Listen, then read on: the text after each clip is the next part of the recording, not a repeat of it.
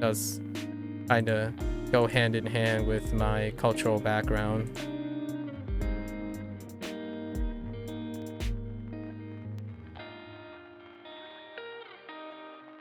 Here's an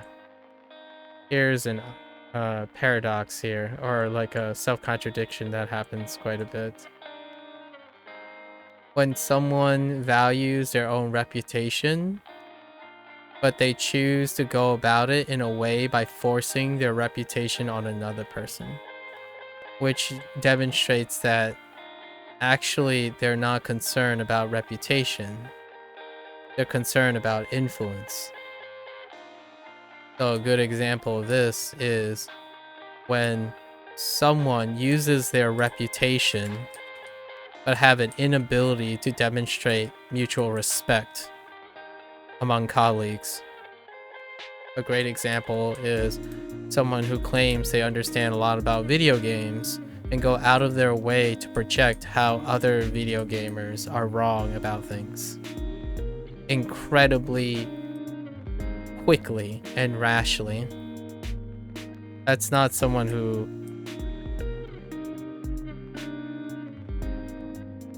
likely have a grasp of how important reputation is.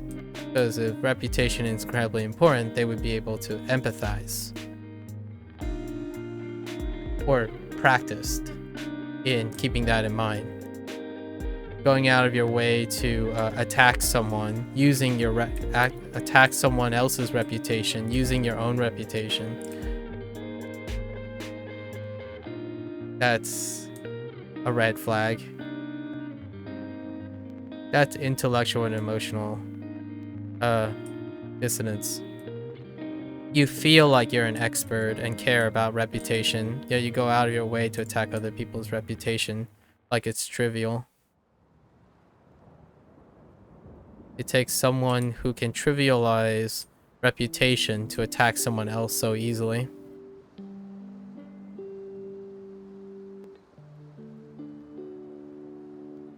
I like that irony when someone says, I'm a nice person, but I'm not kind to everyone. Like, well, you could be a kind person. You don't have to be a nice person.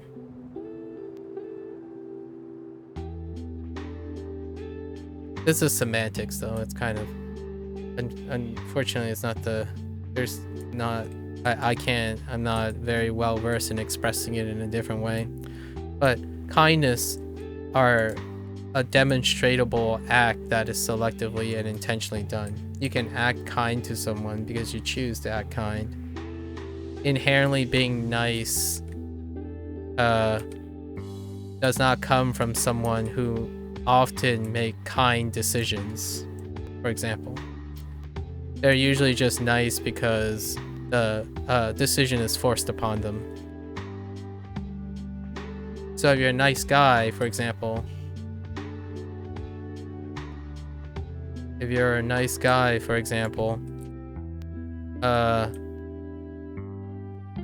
you know, someone is falling on, someone approaches you for help, you say yes. Not you see someone in trouble and you choose to help them.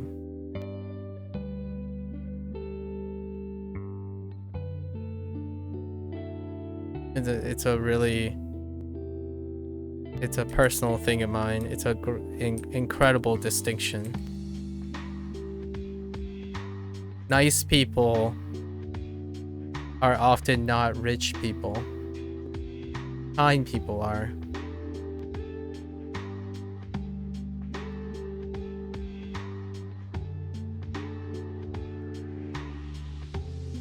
And as a sap, right? Like I like watching videos where kind people help nice people in trouble. Because nice people typically don't like to help themselves. And when they don't help themselves, the system is not made to pick up people who don't want to ask for help, but are willing to give help at any time. It's a very unfortunate Again, it's a very unfortunate part of the human condition, I suppose.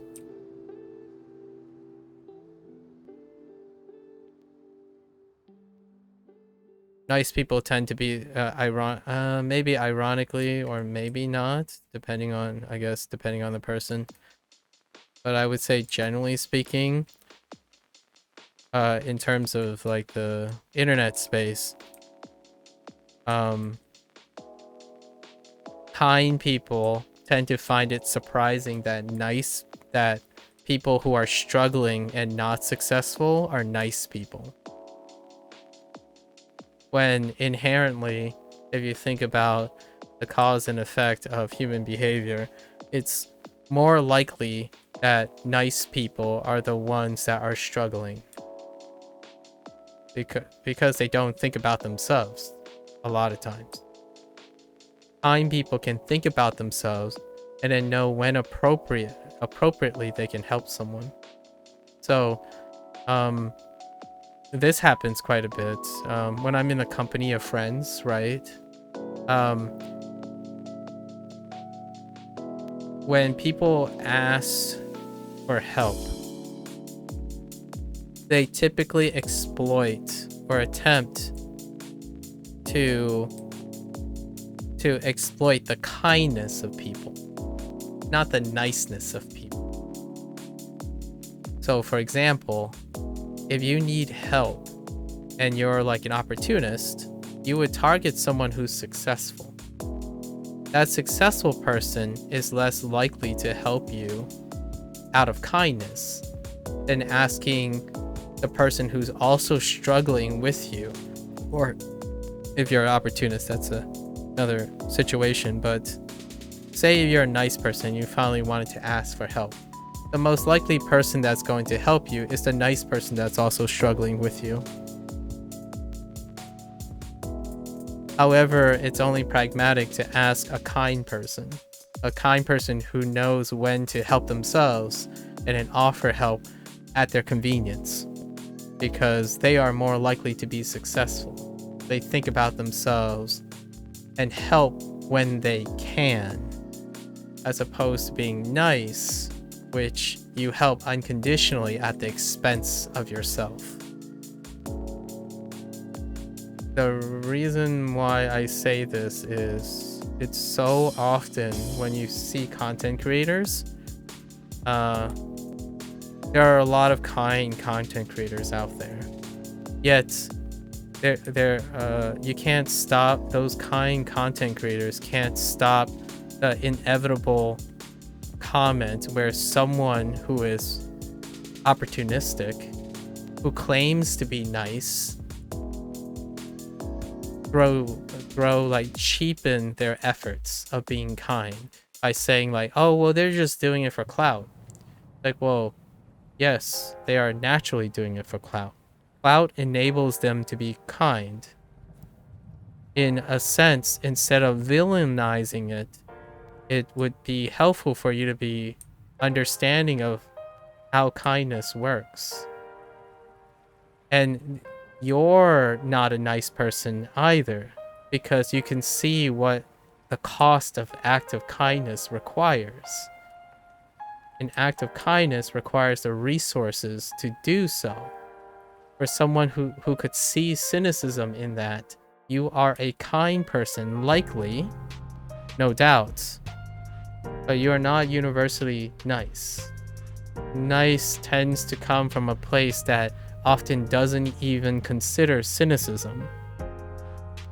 I'm still cynical to some extent, but I would say that I'm at an end where I got lucky in a lot of times. I say this a lot because I don't think I could possibly be as comfortable as I am now without the kindness of successful people.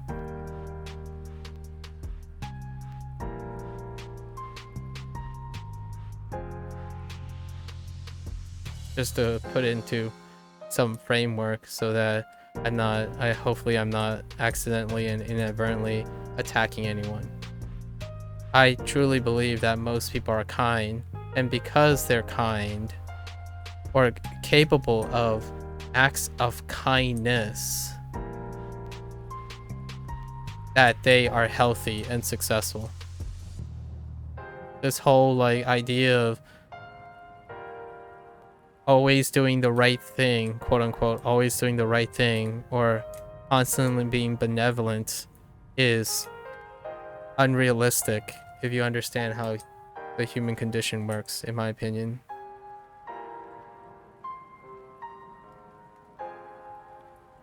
Going out of your, like, for example, when does kindness turn into self-harm and toxicity, right? And I call this, I gave it a phrase, and I think it's kind of obtuse, but I call it a toxic compassionism, or compassion, toxic compassion. That's when a low-hanging fruit example would be being offended for someone else, right? Being offended for someone else was a classical example that I used because racism tend to have a lot of compassionate toxicity. For example, I sometimes humorously talk about how someone is often offended for me, and while I find it incredibly endearing that they care so much about me that they're willing to also be upset for me, that's a type of kindness that that is likely a person who is nice, who's attempting to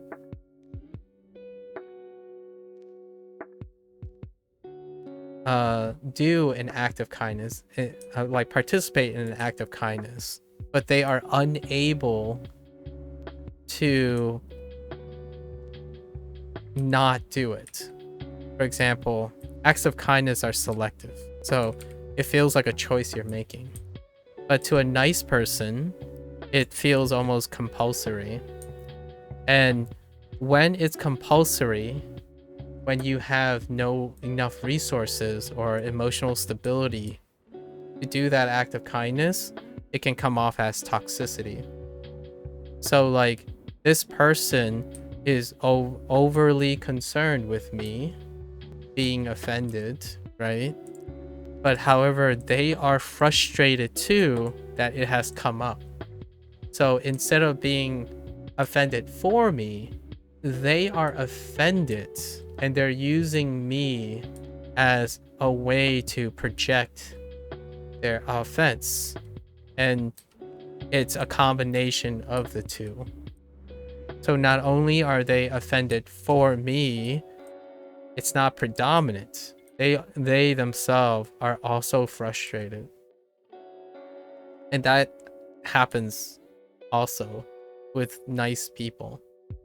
And in that regards, that's what I would use the word nice for the stuff that I see more often, which is people who are overtly concerned and they felt like it's compulsive.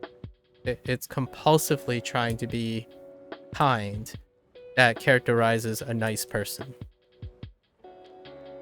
I think kind people have a healthy relationship with when and where and how they can be nice when they want, they can be kind when they want to. And it's incredibly healthy to know that, in my opinion. Sometimes the standard for being nice is portrayed in a way that is unsustainable. So a great example is when someone, like a content creator, does something nice and then someone says, well, you did something nice, but what about all the starving people in their country of choice, right? The country that they're most concerned about. It's like, well, yes, that's a objective, perhaps an objective statement. although it's pre-selected because it's based on that person's experience. So it's actually a subjective statement because they're suggesting that that country filled with starving people are subjectively more important than doing what that person can do right now and comfortable in doing. So they're not comparing not doing it and doing it. They're comparing doing that and doing this. That takes no account, in my opinion. While that person is also very nice, perhaps toxically compassionate, perhaps it's toxic. You're comparing a null situation with a guaranteed situation. This person has already done this act of kindness because they are able to, or they found the motivation to. So you cheapen it by suggesting that they could do more based on your opinion, not objectivity. It's not constructive, in my opinion. And then what happens is it creates another miscommunication. Someone would allege, like what I just said, would allege this person, like, why do you have to go and rain on this person's parade, right? At least something nice is happening or something kind is happening. Then the person is like, I'm just saying because it's true. And the wheel continues. The toxic compassion continues. And in the end of the day, I don't write responses that I don't have authority in and whatnot. At the end of the day, I just see a bunch of nice people who are in a feedback of toxic compassion. Like they can't help but not be emotionally compromised, knowing something, and then they're projecting because of it. And they're still really nice people. It just, one thing that limits a nice person who becomes incredibly frustrated is that they don't have the resources to do so.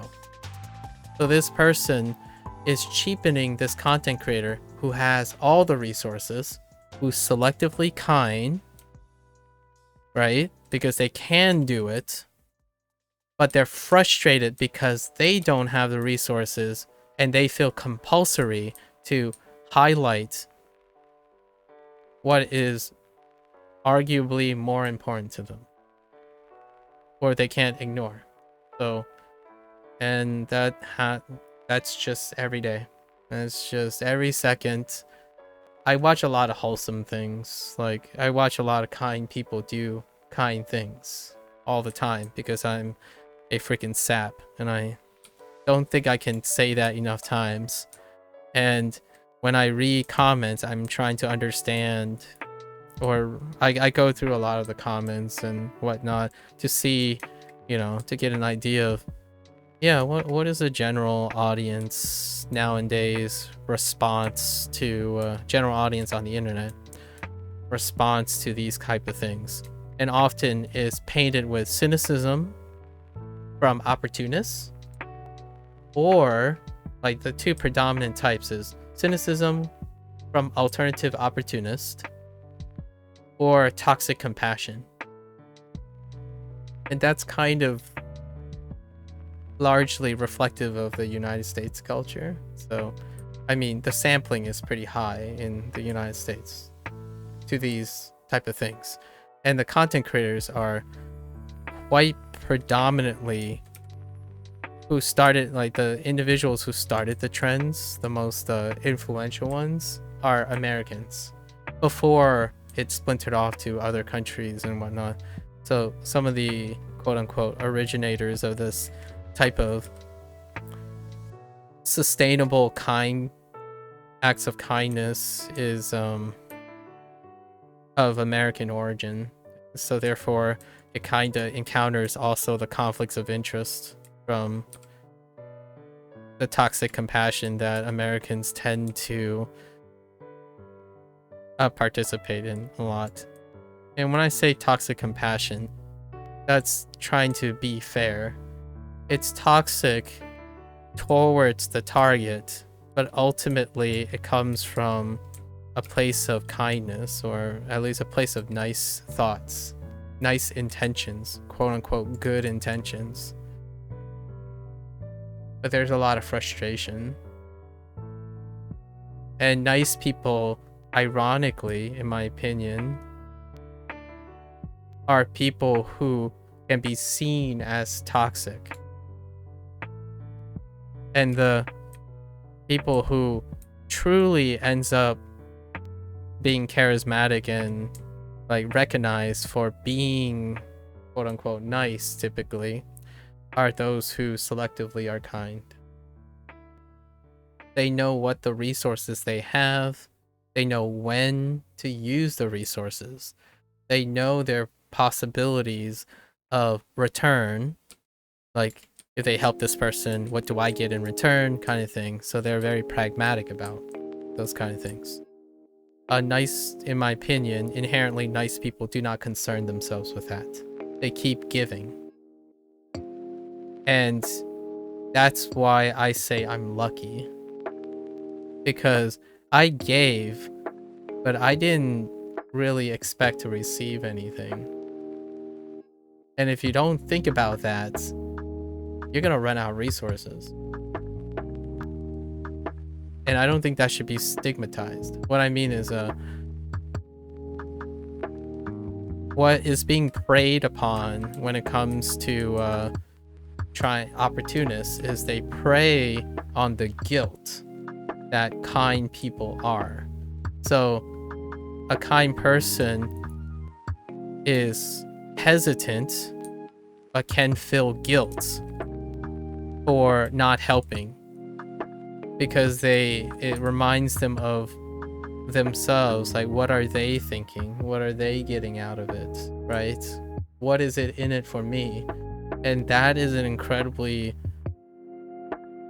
appropriate thing to think about. It's the most pragmatic thing to think about, really. It's one of the most pragmatic things. So if you all, and a lot of times when I mention these things, right, I don't mean them in a way that you should feel guilt, but we have normalized that. We normalized selective kindness to be like a form of guilt. So opportunists tend to prey on that quite a bit. But in fact, it's the most pragmatic and sustainable thing you can probably do as a human being. Trying to be a saint is probably the closest thing to being a nice person. It doesn't get you a lot unless you're lucky. Kind people can be successful if they get lucky. They help a millionaire, the millionaire helps them. Fair enough. How many millionaires are you gonna be able to help? Probably not too many. How many millionaires are you gonna bump into that would want your help? Probably not too many. What do millionaires do? They know other millionaires. Success draws success. If you're around successful people, you're more likely to do successful things. And what I mean by that is whatever you arbitrarily determine as successful. For example, if you're a great basketball player, you're going to be around great basketball players. And then the act of kindness will take you outside of that. So you do that after you're successful, and you do that when you can. But here's the thing, right? Great example of a toxic compassion. When people get angry that a celebrity does not pay attention to a raving fan that went out of the way to stalk them. The toxic, compassionate person would say, man, you know, they make millions of dollars and they barely have to do anything, etc. Why can't they make time for, like, this fan that went out of their way to do things? Like, fair enough. That's certainly a very emotional response, but at the same time, the likelihood of them being in the position that they are by always doing what that nice person suggested, that toxically compassionate person that's saying where they don't have to sacrifice anything, their time, their effort, and anything, that's where that toxic compassion falls apart. When someone trivializes someone else's success because they have resources you don't. So like, I could sit here and be frustrated with myself that I don't make a lot of money to help the people that I care about or something, right? And what happens then is you instead project that responsibility onto someone else. But it's coming from a place of frustration.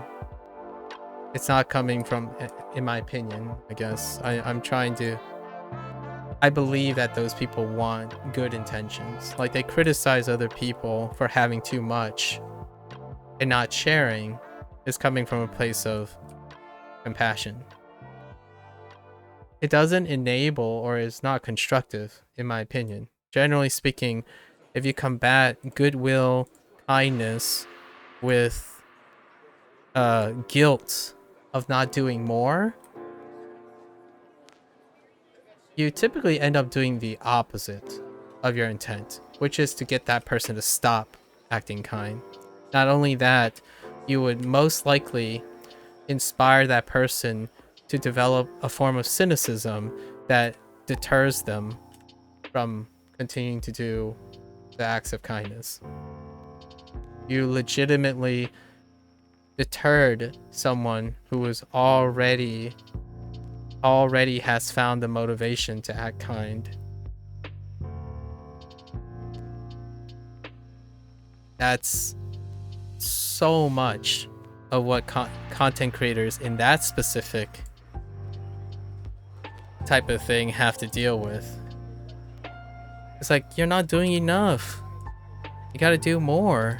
Like, you have so many things. You gotta do more. I'm like, I'm just happy they're doing anything. But that's only coming from a guy who...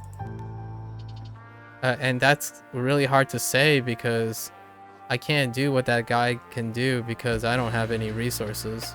That guy knows how to make money and do the things that they already do. I don't know how to make money to do that. So kudos to them. They can make money while doing that kind of thing. And obviously I sit there and take it all in. Like, thank you for showing me that there are kind people on this planet that somehow know how to balance their checkbook as well, and time. Can't help people when you can't help yourself. It often leads to toxic compassion.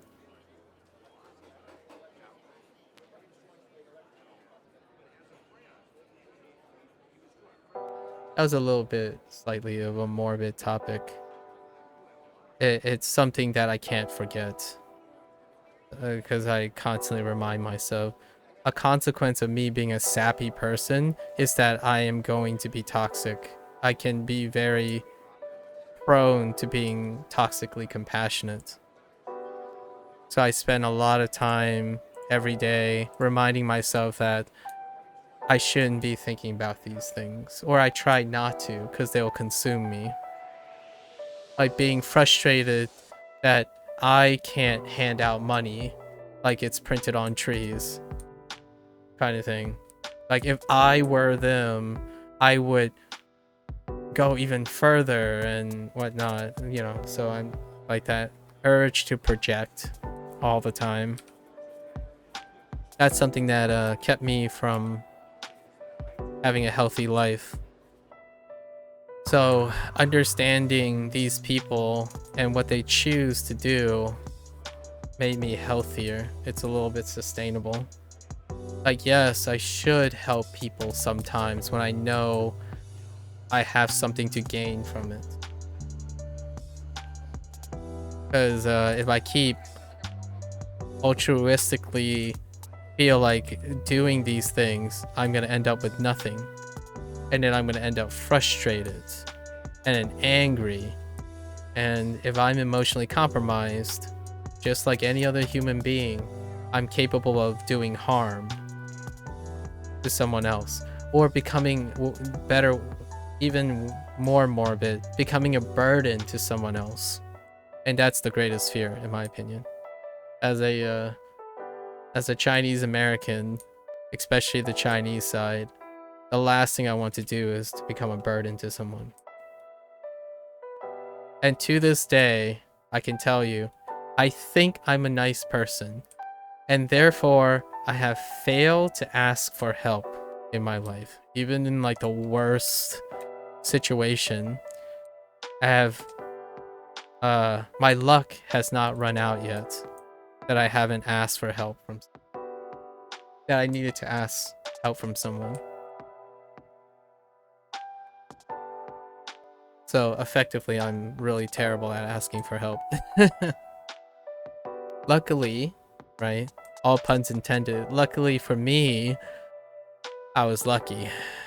So I can't say the same for people who don't understand their compulsions.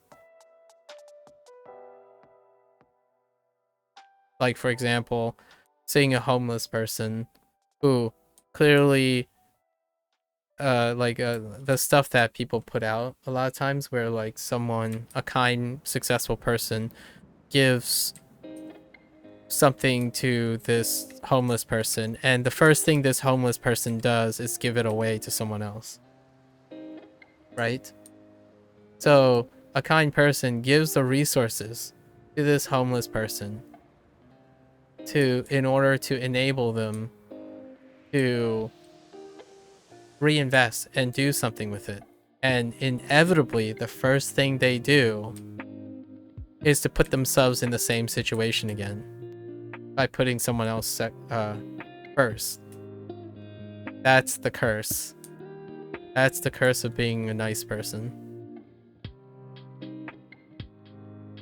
You can get so lucky, but sometimes for nice people, the luck is not sufficient because you're constantly, compulsively not putting yourself first.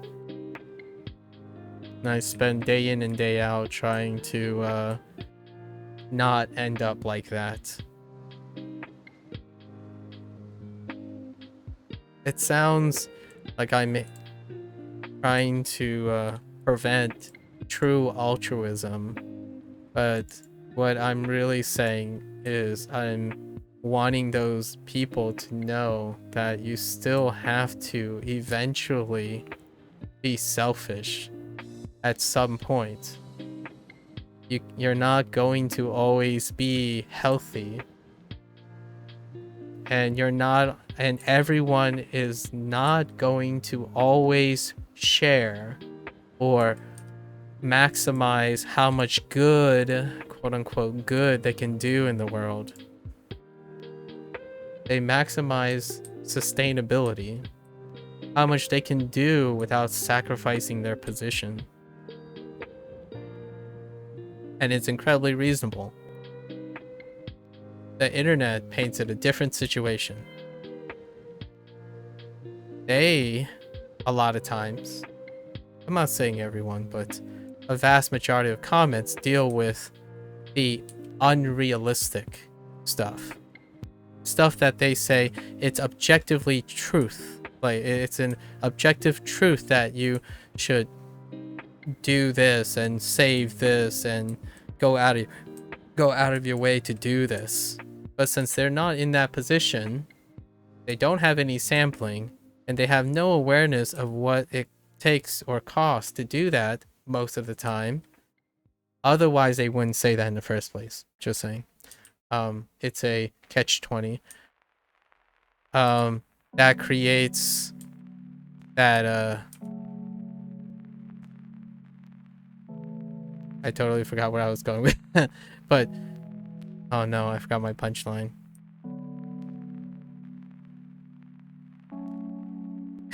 So I had the punchline, but it's just not sustainable. Like it's hard to put yourself in a situation that you don't have. But everyone's trying to be nice. I'm saying, like, it's still good feelings and all. Just, it's incredibly frustrating when you can't do what you want to do, right? So you place the fault on other people. Or you diminish what they do.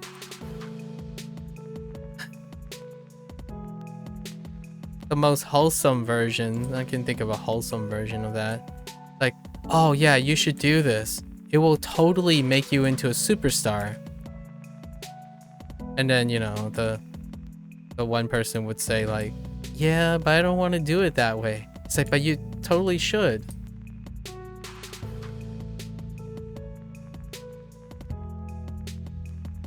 Good intentions. I don't know how it will work out when both people are aware. I haven't really met a situation like that. Probably because of how, the company that I have all the time. I don't know what an interaction like that would be like at the moment.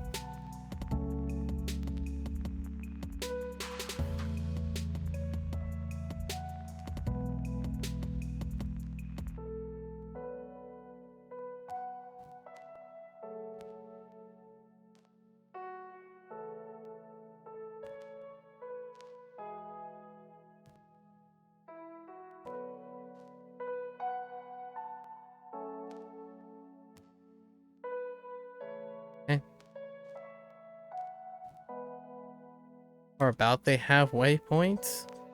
Sort of.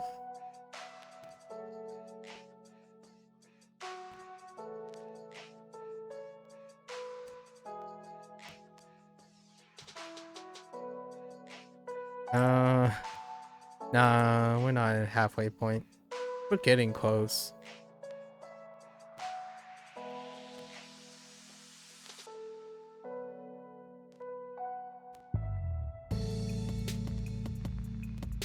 Take a break from digressing for a little bit.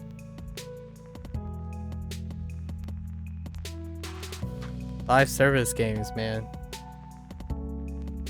Leaves great opportunity for coffee table talk. You know? It's very relaxing.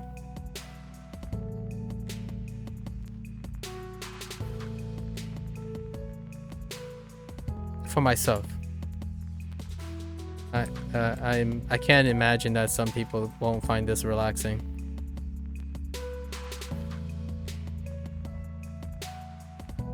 This is like I don't know, the 16th or so time doing this, but like the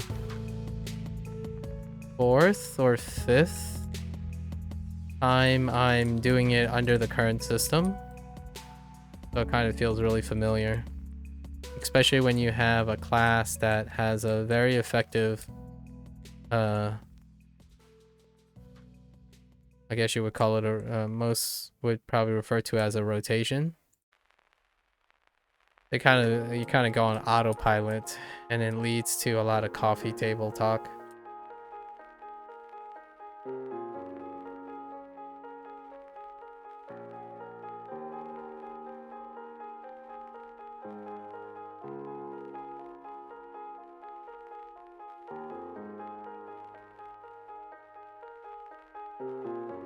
I had this weird flex that I here's a interesting funny thing.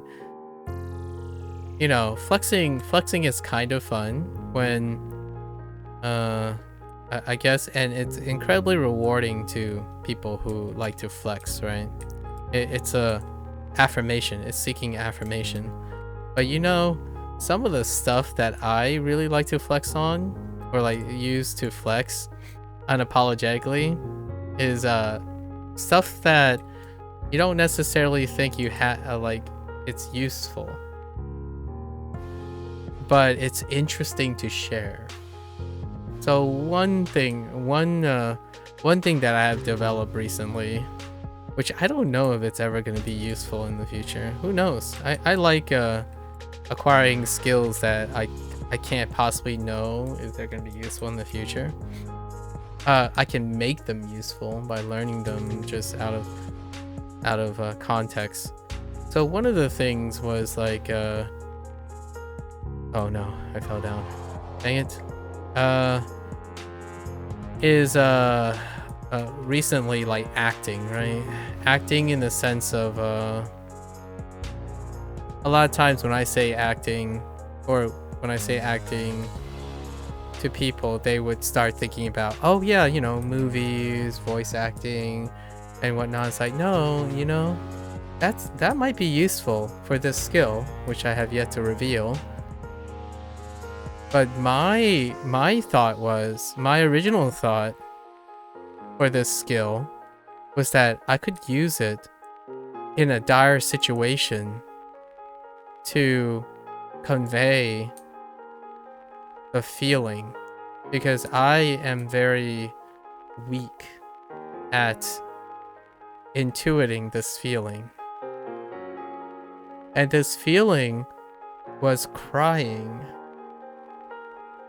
Yeah, I mean, oh no, male Asian, right? Male Asian approaching his 40s, talking about not being able to cry very much. It's like, yeah, I know, I fit all the red flags for being able to cry, right?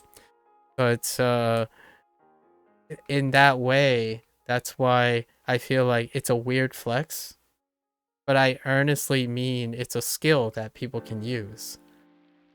And how I came across being able to do this. So I can effectively, reliably cry on demand, but the idea behind the motivation was not in an acting perspective. But it would be a weird flex for acting, I suppose, maybe. Because like that used to be like a stereotype, or like a conceptual stereotype where like, oh yeah, this person's so good at acting they can cry on demand or feel emotional or whimper or something. And it deals with like the mind palace thing, where you want to imagine yourself, put yourself in a situation that you yourself personally can get yourself to cry, right? For me, I was a lot of times people talk about, it's like, oh yeah, they're faking it, you know, like, and on content creation, it's like, oh yeah, this person, they probably saw something really sad and then recorded themselves. It's like a huge loop where it's a really hard case scenario to how it's so complicated what people say to get that they do to get themselves to cry on camera or something. And it came from a place of cynicism, and I was thinking, is it really that? Is that what you have to do to make yourself cry? Like, hold up. No. Increase your movement, increase the cooldown rate of your powers by 10% while stealth. Oh, that's interesting. Huh. Man, these are kind of good.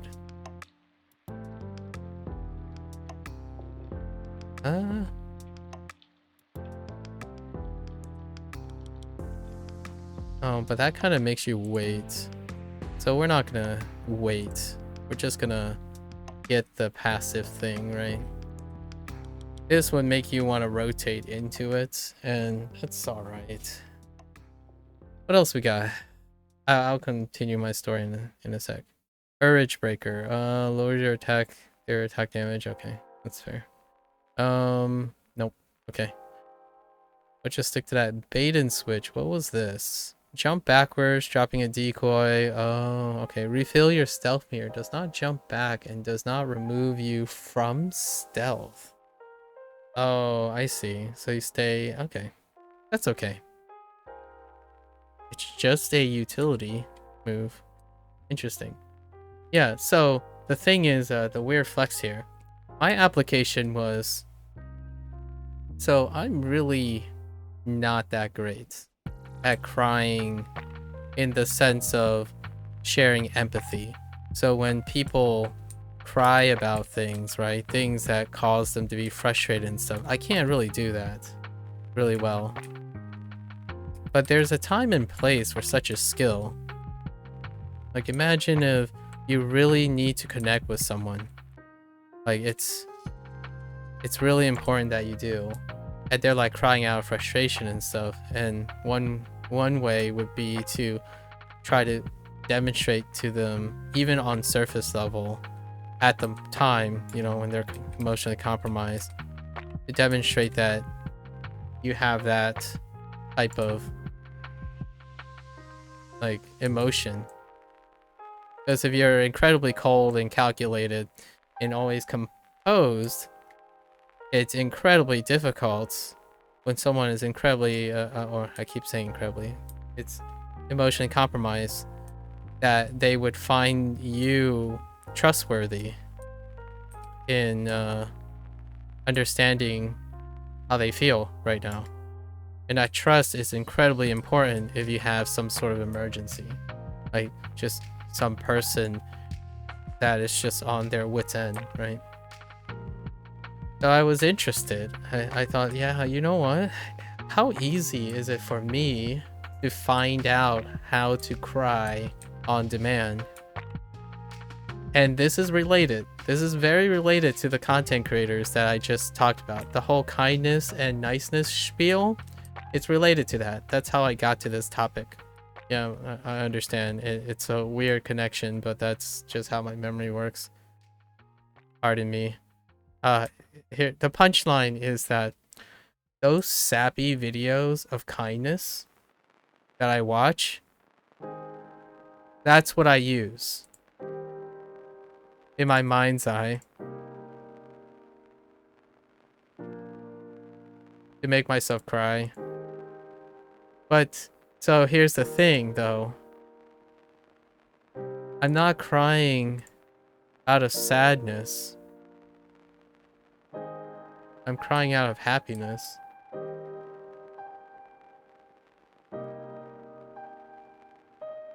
It's not the same,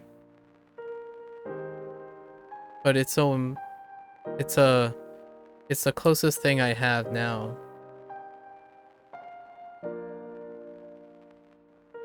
I cry because people are very, very kind sometimes.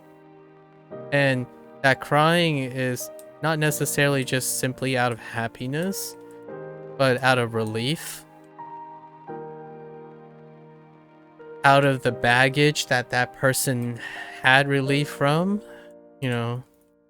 So in a way, it's an extension of sadness. It's an extension of despair. And that act of kindness is like doubling on itself.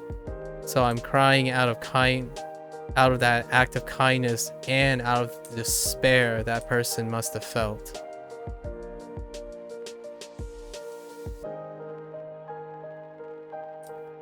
And because of that, it's so easy to cry. And you might, you know, some people might make a counterpoint, like, but it's fake. Like, fair enough. Depending on, you know, like what, from your perspective, it may seem fake, but does fake mean it's not valuable?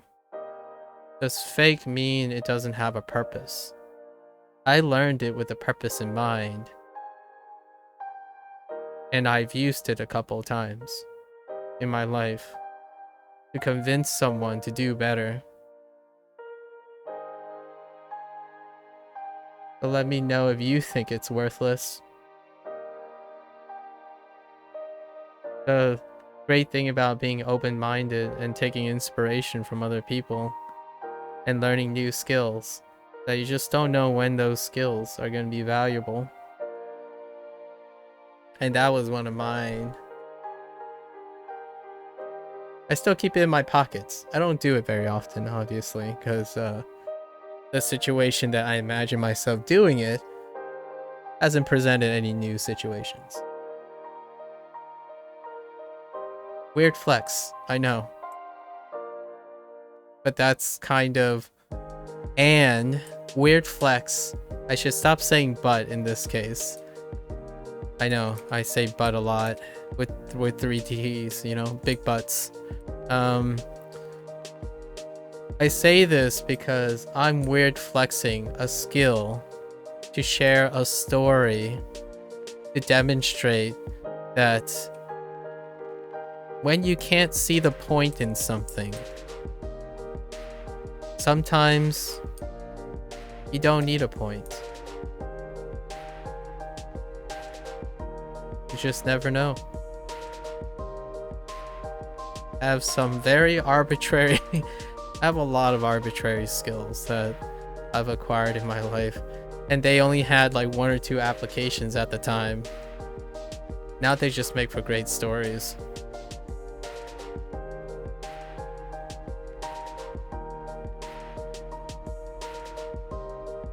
Neverwinter kind of teaches a couple things too. I honestly think I owe I say loosely. I owe Cryptic all the baggage that led me to trying to understand live service models. This is the first game. Actually, this is the first game I still play to this day. I actually played a couple live service models in between Atlantica Online and this, but I no longer play Atlantica Online. And then Atlantica Online was in a time when Asian publishers and developers use live service models more often until now. And when I mean until now, I'm talking about like close to 10, like I'm talking about 10 years, right? Because Neverwinter is 10 years. 10 years old.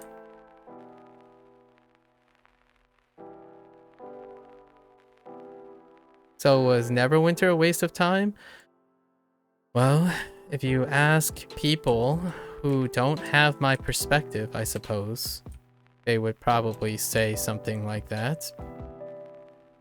And if you probably ask those people, they're more likely to say it's a waste of time if they're not currently doing it anymore. What that does is it normalizes their ability to protect themselves. So they have this nervous tick, or not nervous tick, but idiosyncrasy, where they cheapen their own experiences because they no longer do it, so it's not worth keeping up. And inherently, that's a mentality that lets their skills die. There's a silver lining here. When they let skills die, they allow new skills to take their place. So they're more likely to move on and not reiterate and have less interference. For myself, I do the opposite a lot of times. Most of the time I prefer to do the opposite, which is I maximize the experience and I continue to make the experience, that skill, relevant as much as I can to retain the skill, because I'm one that prides on keeping my legacy. So while it's easy for me to tell people that experiences are arguably always worth it, learning a new skill is incomprehensibly always worth it because you're incapable of knowing when it'll be useful. That's coming from my bias, which is that I spend most of my time practicing applying the skills creatively. For someone who has an incredibly pragmatic approach to skill development, that would be gaslighting if I tried to convince them that's not the case. As in, like, you shouldn't exercise pragmatism when deciding on what kind of skills you want to build. It's probably not sustainable for that person. I develop skills first, then see what I can do with them. I don't develop skills usually because I have a problem to solve. And it's because of my circumstances and my lifestyle that I can do this. So having to understand that type of pre-selection and conditions, you know, you can become very aware of when and where you can appropriately offer advice. So I only offer advice a lot of times when I can confirm that the person understands that I'm a person that has the luxury of doing so and so, much like how I have to tell myself to not be frustrated that I can't be just throwing $1 million at people so I can solve their problems, because I don't have millions of dollars. That kind of thing. And there you go. It wraps up all the way to the beginning. You know? Went from the whole sampling error, the sampling and advice and best in slot thing at the very beginning, over 3 hours ago. So now, gotta connect all the dots, man. That's how my mind works.